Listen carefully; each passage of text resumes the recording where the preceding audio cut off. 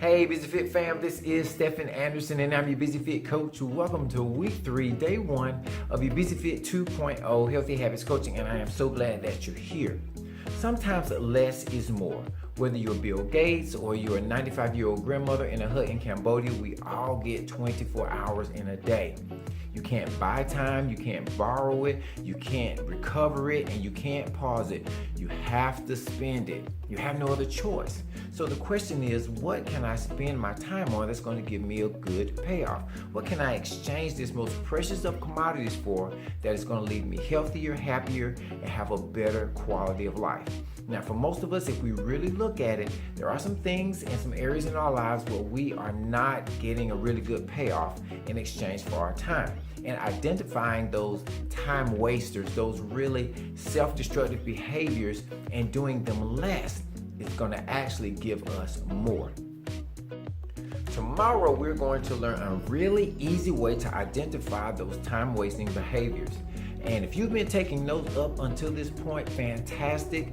Writing them down in your Busy Fit workbook is a big deal. Now, if you haven't been, it's not too late. Go ahead and start getting those notes in. Tomorrow will be a great time for you to start that.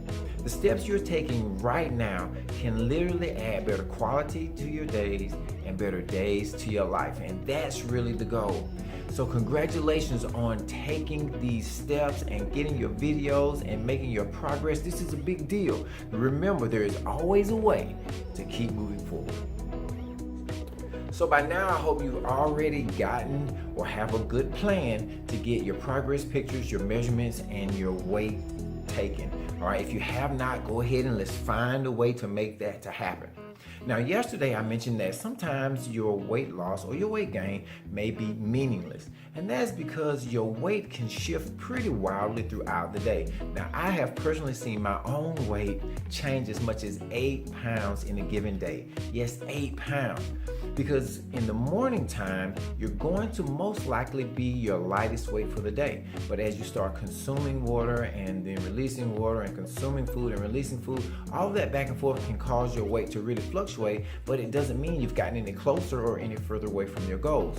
So if you weighed at 6 a.m. last time and then 2 weeks from then you weigh at noon, you really don't know what the progress or what the change is, because you're going to almost always weigh more at noon or in the middle of the day than you did at the start of the day.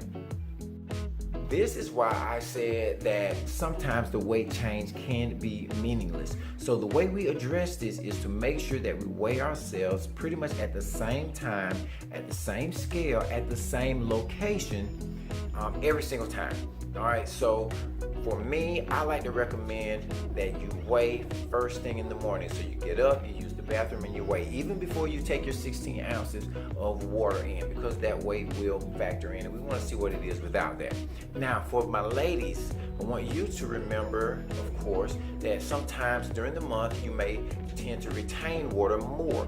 So that will also matter. So even if you weigh it at the same time, same scale, same location, if you have that difference in terms of your monthly cycle, then all of that can play into it. So you want to take all of that into account as you're taking your weight, because we want to be as consistent as possible to make sure we're getting numbers to see what our progress is. Because this change doesn't just affect your weight, but it affects your measurements and it can affect your body fat readings as well. All right, now we're on to our calls to action. You want to make sure that you're reading your Busy Fit statements first thing in the morning, and also that you have your calendar laid out so that you know when your prep up for the setup days are coming. So your prep up and setup days need to be identified.